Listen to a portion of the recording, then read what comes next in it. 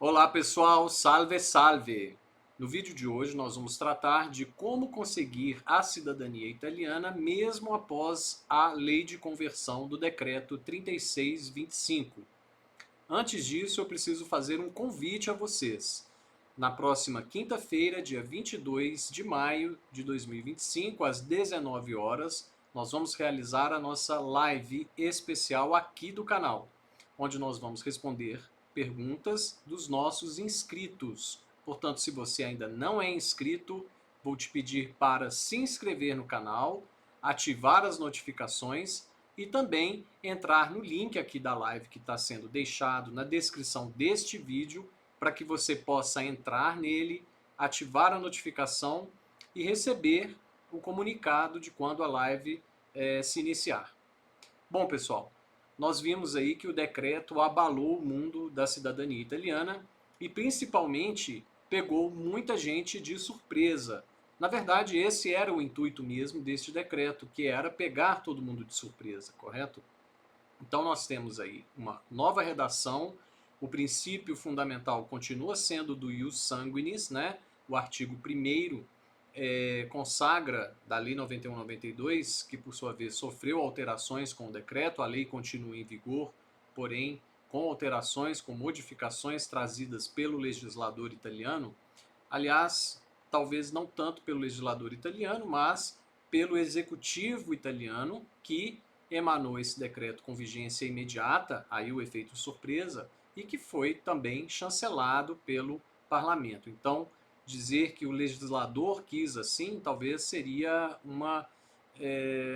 muito forçado dizer dessa forma. Mas fato é que o legislador consentiu com essa questão e assim foi transformado em lei e agora em plena vigência no ordenamento jurídico italiano. Esse decreto pode ser questionado, né, tanto na forma quanto no conteúdo, né, a forma como que ele veio ao mundo jurídico e também pelo conteúdo dele, né, as regras que ele traz. Mas ele tem uma questão que pode ser interessante para você que quer a cidadania italiana, quer obter o reconhecimento do seu status civitatis e não é nem filho nem neto de cidadão italiano que tenha sido ou tenha sido, né, no momento da morte, exclusivamente cidadão italiano. Essa é a redação atual da lei de conversão do decreto. O decreto, então, ele veio para mudar a lei 91/92, ele tinha uma redação diferente quando ele foi emanado lá pelo Consiglio dei Ministri, que dizia que ninguém pode ser considerado automaticamente cidadão italiano a não ser nas seguintes hipóteses. Aí tratou das hipóteses, né? Quem tinha apresentado o pedido, seja ele consular ou judicial, na via administrativa na Itália, até até as 23 horas e 59 minutos do dia 27 de março de 2025, e também para quem é filho ou neto de cidadão italiano nascido na Itália. Essa era a redação original do decreto. Durante a sua tramitação, ele sofreu algumas alterações, mas o texto fundamentalmente permaneceu o mesmo, né, com efeitos práticos idênticos, né, que é justamente o texto que diz que filho que seria considerado cidadão italiano, portanto, quem é filho ou neto de cidadão italiano que tinha exclusivamente a nacionalidade italiana. Ora, se nós formos raciocinar a respeito desse dispositivo legal, nós vamos chegar à conclusão de que houve uma limitação até a segunda geração, filhos e netos, porque a pessoa que tinha exclusivamente a nacionalidade italiana, a gente exclui todas as pessoas que emigraram da Itália, saíram da Itália e emigraram para países sobretudo da América, e que trazem como atribuição da nacionalidade o princípio do ius solis. Então basta nascer no Brasil. Essas pessoas vieram para cá nos fluxos migratórios que houve no fim do século XIX, início do século XX. O Brasil recebeu, né, uma leva importante de 1,5 milhão de cidadãos italianos nascidos na Itália, que tinham exclusivamente a nacionalidade italiana, e vieram para cá para fazer a vida, para ajudar inclusive a reconstrução da Itália num momento tão difícil que foram os dois pós-guerras. Então, na verdade, se então a gente perceber pela leitura dessa redação, a gente entende e chega à conclusão de que todas as pessoas que vieram para cá, tinham a cidadania italiana e não tinham se naturalizado, ao ter sua prole, os seus filhos, esses filhos já nasciam em solo argentino, brasileiro, norte-americano, venezuelano, uruguaio, e assim, portanto, adquiriam também a nacionalidade brasileira.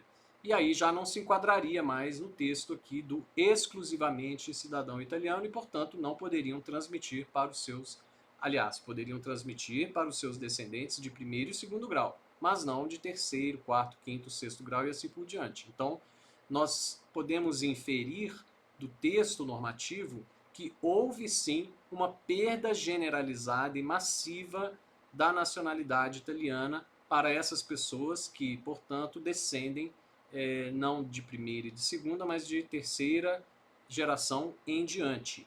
De fato, foi isso que se operou com o decreto e era este exato o intuito do executivo que emanou este decreto que, por sua vez, foi chancelado pelo parlamento em tempo brevíssimo, com uma análise que, por própria imposição legal, né, tem que ser analisado e votado em até 60 dias, e assim foi feito. Portanto, nós temos aí já em vigência a norma que limita, vamos dizer assim, porque impôs uma perda, né, de nacionalidade, então há esse limite geracional aí das duas gerações, de pai, aliás, de filho ou neto de cidadão italiano que tinha exclusivamente a nacionalidade italiana. Bom, como alternativa para essas pessoas, né, que descendem de terceira geração em diante, existem algumas sim alternativas para que ela possa obter ainda o reconhecimento da nacionalidade dela. Uma delas é a via judicial. A via judicial sempre vai permanecer aberta, ela não pode ser fechada até por um outro princípio constitucional, que é o artigo 24 da Constituição, de que é o princípio da jurisdição, da inafastabilidade da jurisdição, né? Ou seja, do direito de ação. Essas pessoas podem pleitear no judiciário o que elas bem entenderem, correto? Então, o direito de ação não pode ser de forma alguma, porque posto que por um princípio basilar, né, que é um princípio inclusive constitucional, né, tanto na Itália, no Brasil, em países civilizados, um princípio que não pode ser afastado, ou seja, a ninguém pode ser negada a tutela jurisdicional dos seus pedidos.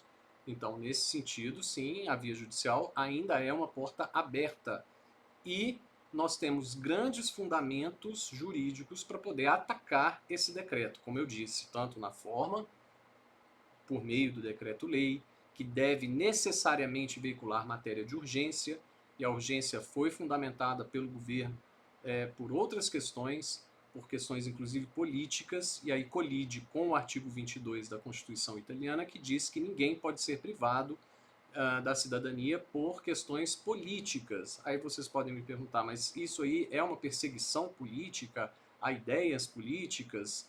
Não é bem assim.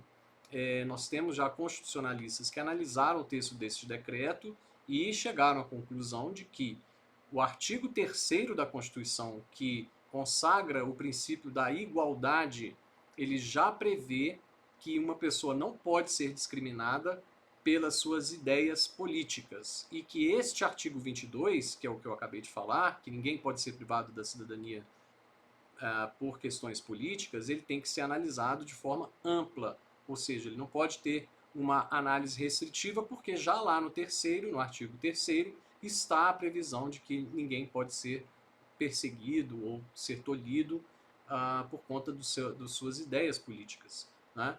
Então foram questões totalmente políticas que foram trazidas, né, para a fundamentação da urgência do decreto, né, de que a Europa estaria é, é, de alguma maneira pressionando a Itália para conceder menos cidadanias, porque ao conceder a nacionalidade italiana, concede-se também a nacionalidade europeia, assim como a de Portugal, a da Alemanha, dos países que compõem a União Europeia, todos eles, as suas cidadanias nacionais, também implicam na cidadania da União Europeia. Bom, então nós temos vários fundamentos jurídicos, teses jurídicas que vão ser levantadas e levadas aos tribunais, porém, o vídeo de hoje não é para tratar do assunto da via judicial. Eu vim trazer aqui a questão que foi incluída no artigo 1º e que é muito interessante, sobretudo para quem deseja ir para a Itália e lá fixar residência e morar. Nós vamos ler aqui o dispositivo legal, que é justamente a questão do visto de trabalho. O visto de trabalho está previsto aqui na reforma que foi trazida pelo decreto durante a tramitação. Não está na redação original do decreto, está na redação de uma emenda que foi aprovada no texto final, que é o seguinte, o artigo 1º bis. Então vai incluir um bis no artigo 1º da Lei 91/92, que é disposições para favorecer a recuperação das raízes italianas dos oriundos são os ítalo-descendentes, e a consequente aquisição, isso é importante, essa palavra, da nacionalidade italiana. Ao artigo 27 do texto único referente à disciplina da imigração, aqui são o decreto Flussi, né? São a lei de imigração italiana, né? E normas sobre a condição de estrangeiro, conforme o decreto legislativo tal, insere-se o seguinte, agora vamos ler. É permitido, fora das cotas do artigo 3º, inciso 4º, que são os fluxos migratórios, né? Depois a gente vai falar disso, com os procedimentos, conforme o artigo 22, o ingresso e a permanência, né, o soggiorno, para trabalho subordinado, vamos também tratar desse assunto, ao estrangeiro. Aqui já estão tratando os ítalo-descendentes como estrangeiros, né, o oriundo como estrangeiro. Vamos lá. Ao estrangeiro residente no exterior, descendente de cidadão italiano e em posse da cidadania de um estado de destinação de relevantes fluxos de emigração, ou seja, de saída dos italianos, italiana, que vai ser definido por meio de decreto do Ministro das Relações Exteriores da Cooperação Internacional em conformidade com os ministros do Interior, do Trabalho e das Políticas Sociais. Portanto, aqui nós temos uma questão interessante que quem é de terceira, quarta, quinta geração e que também não quer ir pela via judicial e que tem vontade de morar na Itália, aqui tem uma abertura interessante. Óbvio que a gente vai ver todas as questões problemáticas desse dispositivo legal aqui. Primeiro, ele consagra uma tese que a gente já vem dizendo, os juristas são unânimes nesse sentido, não vamos dizer unânimes, né? Tem um ou outro que acredita que não, mas vamos dizer, a grande maioria dos juristas entende que sim, este decreto implica numa perda generalizada, numa desnacionalização, numa desnaturalização de descendentes, de ítalo-descendentes de terceira, quarta, quinta geração em diante, e que não estão contemplados lá no artigo 3 bis, que é filho e neto de cidadão italiano que tinha exclusivamente a nacionalidade italiana. Bom, então, como ele trata aqui já os ítalo-descendentes como estrangeiros, então essa palavra é muito importante, porque ela já praticamente aceita que essas pessoas perderam a nacionalidade que elas tinham adquirido pelo ius sanguinis ao nascerem, porque o princípio do ius sanguinis, na redação anterior da Lei 91/92, antes do decreto, tinha a previsão legal de que é cidadão italiano, o filho de pai ou mãe cidadã e basta. Aí passaria-se indefinidamente as gerações futuras. Mas então nós temos aqui a questão do estrangeiro, né, residente no exterior, descendente de cidadão italiano e de posse da cidadania, da nacionalidade, de um estado de destinação de relevantes fluxos de imigração italiana, né, que vão ser definidos ainda. É óbvio que a gente já sabe que o Brasil faz parte, a Argentina, a Venezuela, Uruguai, Estados Unidos, Austrália, então países de grande fluxo de imigração italiana no passado e que, portanto, vão estar incluídas aqui fora das cotas dos fluxos, né? Nós vamos lembrar aí da história italiana, né, do Bossi-Fini, que estabeleceu a lei de imigração, né, a lei de Bossi-Fini, que estabelece lá os fluxos, né? Só que esses decretos que diz que anualmente a Itália publica, né, quantas pessoas de quais nacionalidades, Paquistão, Bangladesh e outras nacionalidades, mas nunca esteve incluído brasileiros, argentinos, etc., os ítalo-descendentes, né? Até porque eles tinham direito à nacionalidade italiana, e aqui com esse decreto eles perdem a nacionalidade italiana e se tornam estrangeiros para a Itália. Por isso aqui está tratando dessa questão, por conta disso, né, que eles perderam o direito a reconhecer a sua nacionalidade pela redação do decreto, tá? Isso aqui a prescindir da questão que vai ser levada às cortes superiores italianas, né, a colidência desta norma com relação à própria jurisprudência do Tribunal de Justiça da Europa e também da Corte Europeia de Direitos Humanos e tudo mais. Então isso vai ser tratado na esfera judicial, mas a gente está fazendo esse vídeo para tratar da questão do visto de trabalho. Então essas pessoas poderiam ter um visto de trabalho subordinado. Teve pessoas, tanto na live de quinta-feira passada, quanto aqui nos comentários de outros vídeos, perguntando se é trabalho subordinato. O que é o trabalho subordinato? É o trabalho que você presta para alguém, para alguma empresa. Ok? Então, é sim para trabalho subordinado, não é para trabalho autônomo. A gente está aqui com o texto da lei bem claro, né? Agora, se isso vai ser ampliado ou não, essa aqui é uma norma geral que a gente chama. A lei traz uma norma geral e ela depois vai ter dispositivos infralegais que vão regular a aplicação desta lei. Vamos ver como virá esse dispositivo infralegal que vem abaixo da lei, que sempre regulam as circulares, as chamadas circulares ministeriais, ou seja, que vão regular o texto legal, tá? O texto normativo. A gente tinha lá na lei 91/92 a famosa Capa Ventotto, K28 de 1991, que regulava a lei 555 de 1912, passou a regular também a lei 91/92, porque a lei 91/92 é de 92 e a Capa Ventotto é de 1991. Só por isso, mas ela continuou em vigência, a circular não foi alterada na lei enquanto durou a lei 91/92, antes das modificações trazidas pela lei de conversão do decreto 3625. Bom, então vamos aguardar esta normativa infralegal para saber. Já sabemos que é trabalho subordinado, não é trabalho autônomo, não é para abrir empresa, não é isso. É uma aquisição, aí que está a outra palavra importante, né? O estrangeiro e a aquisição.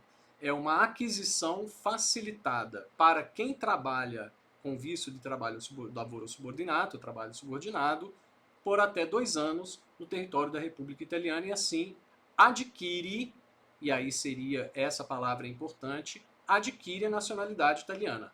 Não é mais pela via do ius sanguinis, mas é uma naturalização facilitada daqueles ítalo-descendentes de terceira, quarta e quinta geração que não estão contemplados no texto, no 3 bis lá do decreto, da lei de conversão, e que agora estão contemplados aqui. Só que nós temos algumas criticidades problemáticas, né, com relação a essa disposição, né? A gente sabe que o visto de trabalho é um visto muito complexo de se conseguir, né?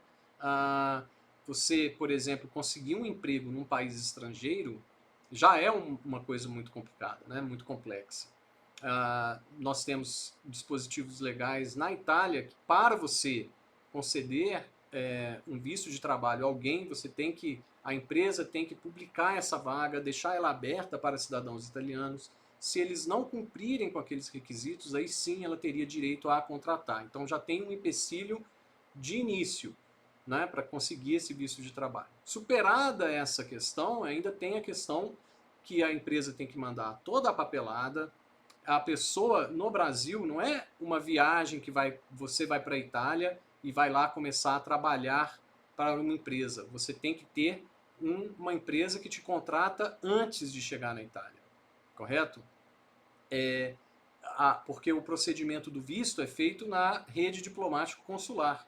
Então você tem que ter o contrato de trabalho previamente a sair do Brasil, antes de sair do Brasil, passar pela rede diplomático-consular e obter visto de trabalho, que é apenas um papel que é colado no passaporte do estrangeiro, né, do brasileiro, do argentino, etc., para poder chegar na Itália e converter aquele papel, o visto, porque o visto ele é visto de ingresso, visto de entrada, ele permite você apenas entrar no território italiano. E aí sim, lá na Questura, que é uma espécie de polícia federal da Itália, você vai converter, convolar aquele visto de trabalho em um permesso di soggiorno per motivi di lavoro. Aí sim você pode começar a trabalhar e aí correm os 2 anos. Pela minha experiência pessoal, que já trabalho com isso aqui há mais de 15 anos, né? Nós já fizemos trabalho bom, não posso falar aqui o nome da empresa, mas uma empresa multinacional gigantesca da Itália que produz automóvel, vocês vão saber porque, e que nós fizemos o procedimento do visto para uma quantidade grande isso no passado, tá? Uma quantidade grande de funcionários, cerca de 40 funcionários, que iriam daqui do Brasil, da sede que fica aqui vou falar a cidade, né, vocês vão saber, Betim, para trabalhar em Turim, na época que existia ainda a fábrica lá dessa empresa automobilística em Mirafiori. Então, o consulado daqui, que na época era o de Belo Horizonte, porque hoje em dia o visto de Belo Horizonte é feito em São Paulo, mas ainda tinha o setor de visto e foi negado o visto por conta do contrato de trabalho desses trabalhadores não ser um contrato de trabalho como uma empresa italiana. Na verdade, eles tinham um contrato de trabalho com uma empresa local que era a subsidiária dessa fábrica de automóveis aqui no Brasil. Então, daí vocês veem que uma empresa multinacional tão poderosa conseguiu, ou seja, teve um trabalho a mais de ter que celebrar um contrato lá para poder enviar para cá, para que então esses trabalhadores pudessem ter o procedimento de visto feito para poder então irem para a Itália trabalhar lá na sede de Mirafiori. E imaginem um cidadão comum. Então a gente tem que ver com muito carinho, muito cuidado e analisar a norma infralegal que vai vir regular esse dispositivo, porque pode ser que seja uma questão inócua, ou seja, que esteja aqui prevista à disposição, mas que ninguém consiga jamais realizar essa passagem, né, de conseguir o visto de trabalho para poder ir trabalhar, né? Eu não sei qual que vai ser a questão da norma infralegal que deve sair aí nos próximos meses, mas é bom a gente ficar atento a essa questão infralegal. O ideal, que eu sempre venho dizendo aqui, inclusive na última live de quinta-feira passada, né? A gente pode também discutir na live de quinta-feira agora, dia 22, que é a questão que a gente tem de exemplos aí, como a Espanha, que criou um visto de trabalho para buscar o trabalho na Espanha, ou seja, o estrangeiro viaja para a Espanha com um visto de trabalho para então procurar o trabalho e já ir lá permanecer trabalhando. Diferente do que existe atualmente na Itália, né? No visto de trabalho italiano você já tem que sair daqui com contrato de trabalho. Então não tem esse visto de buscar o emprego lá e conseguir um trabalho. Além disso, também Portugal tem um visto de busca de trabalho. Então você pode ir para o Estado português e lá tentar conseguir um trabalho em até 12 meses. Salvo engano, da Espanha também 12 meses. E a Espanha recente, hein? Acho que foi dia 12 ou 13 de maio agora, que instituiu este visto, essa modalidade de visto. Então pode ser que o legislador italiano, tendo em vista que uma das questões desse decreto, né, era justamente repovoar a Itália, que é uma questão que a Itália está em declínio demográfico há algumas décadas já, fuga de cérebros, né, sobretudo jovens que saem da Itália para buscar emprego, oportunidade em outros países.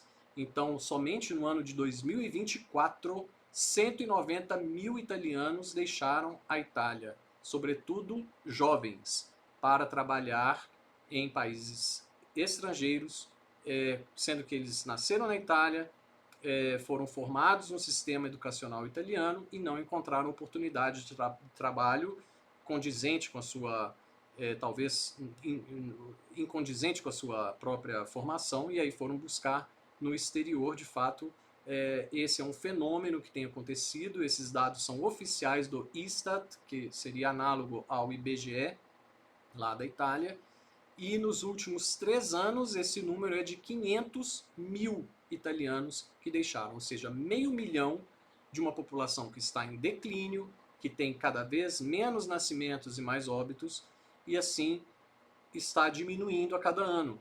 Então, o intuito do governo sendo de, se for realmente esse de repovoar a Itália, obviamente a gente espera que haja uma facilitação desse tipo de visto de trabalho e, obviamente, essa pessoa vai poder então comprovar, ao estar na Itália, comprovar o seu vínculo sanguíneo com algum antepassado, conseguir também a nacionalidade pela via da aquisição, uma aquisição secundária, pela via da naturalização. Então ele vai se naturalizar italiano, e aí a grande diferença é que não retroage a data de nascimento, mas tendo o trabalho, residência por 2 anos e a documentação comprovante do vínculo, né, com o cidadão italiano, e aí não interessa o limite geracional, tá?